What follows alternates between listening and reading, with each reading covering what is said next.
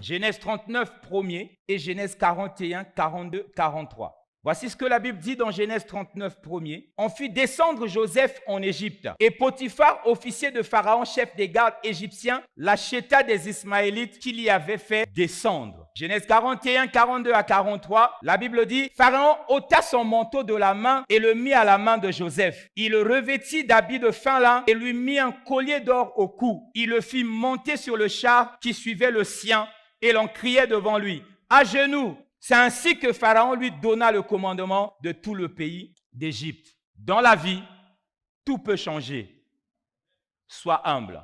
La leçon que nous voulons tirer ce matin, dans la vie, tout peut changer, c'est seulement l'information que je te donne. La leçon que je veux que tu tires, c'est sois humble. Alléluia. Parce que dans la vie, tout peut changer. Sois humble. L'encyclopédie biblique de Frank Christophe Ries, que nous avons en général défini l'humilité comme étant un abaissement volontaire. Une vertu qui résulte du sentiment de notre faiblesse et de notre insuffisance. Alléluia.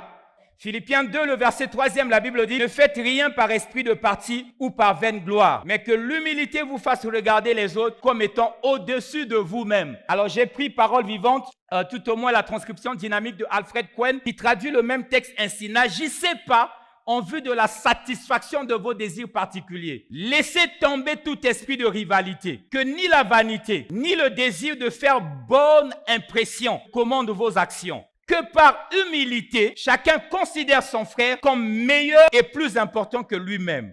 Apprenez à reconnaître la supériorité des autres. » Dans cette première leçon de notre série, j'ai dit tout à l'heure, nous voulons parler de l'humilité. Nous voulons parler de l'humilité comme une couverture, comme un par-dessus, que nous devons mettre au-dessus de nos richesses, au-dessus de nos acquis. Dieu nous rend riches, il nous donne un certain nombre de choses, ça nous distingue au milieu des hommes, ça fait que les gens nous acclament, ça peut être un talent, un don particulier, une compétence particulière, une grâce particulière, mais dans cette leçon, le Seigneur veut nous apprendre à prendre l'humilité et à couvrir cette richesse, et à couvrir cette gloire. Deux idées que j'aimerais faire sortir derrière. Premièrement, que celui qui a beaucoup ne se vante pas, mais qu'il médite sur le fait que hier, il n'avait rien. Quand je dis hier, il n'avait rien, j'entends quelqu'un dire oui, mais il y a quelqu'un qui est né dans une famille très riche et puis il a acquis la richesse. Si tu regardes bien, le jour qu'il est né, il n'avait rien. Donc ça, c'est hier pour lui. Le jour qu'il est né, il est venu tout nu, comme tout le monde. C'est ça hier pour lui. Mais pour toi qui as acquis des richesses sur le chemin de la vie, mon ami, je veux que tu te souviennes que hier, tu n'avais rien. Que tu rendes grâce à Dieu parce qu'aujourd'hui, tu as tout. Mais que tu sois tranquille et humble parce que tu ne sais pas qu'est-ce que demain te réserve. Qu'est-ce que je veux dire par là? Hier, j'avais rien. Aujourd'hui, j'ai tout. Donc demain, tout peut arriver. Si un jour, quelqu'un peut partir de rien à tout, ça veut dire qu'un jour, il peut partir de tout à rien. Si tu as des doutes, tu peux poser la question à Job.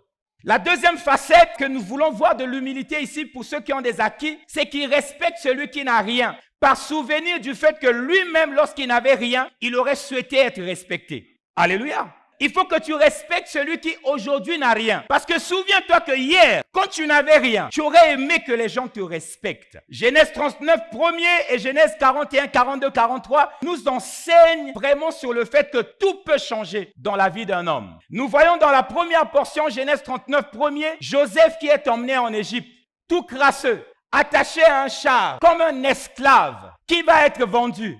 Donc il est poussiéreux, j'imagine. Il entre en Égypte comme ça. Genèse 41, nous allons voir les versets 42 et 43, que le même Joseph qui était entré comme un esclave est en train de défiler sur les rues de l'Égypte comme un premier ministre. Qui pouvait imaginer que cet enfant qui entrait sans escorte, sans rien, un jour, pouvait passer par les mêmes rues avec escorte? Ce récit nous apprend, bien-aimés dans le Seigneur, à ne mépriser personne. L'école de la vie nous enseigne à ne mépriser personne. Ne méprise pas la personne qui est à côté de toi parce qu'elle n'a encore rien. Parce que tu ne sais pas quel est le plan de Dieu pour cette personne. Les rapports de force peuvent changer de manière spectaculaire.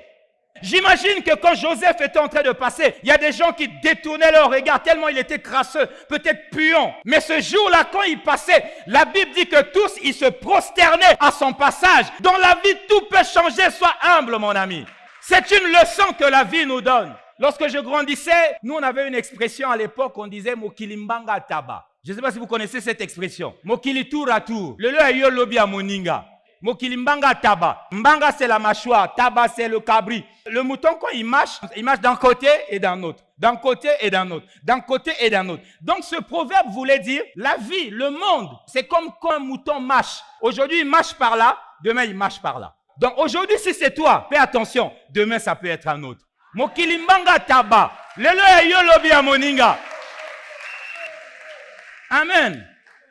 Fais attention. Sois humble. Respecte celui qui est à côté de toi. Même s'il n'a pas ce que tu as. J'ai envie de dire, même s'il n'a pas encore ce que tu as. C'est comme pour dire, il y a un jour pour lui aussi.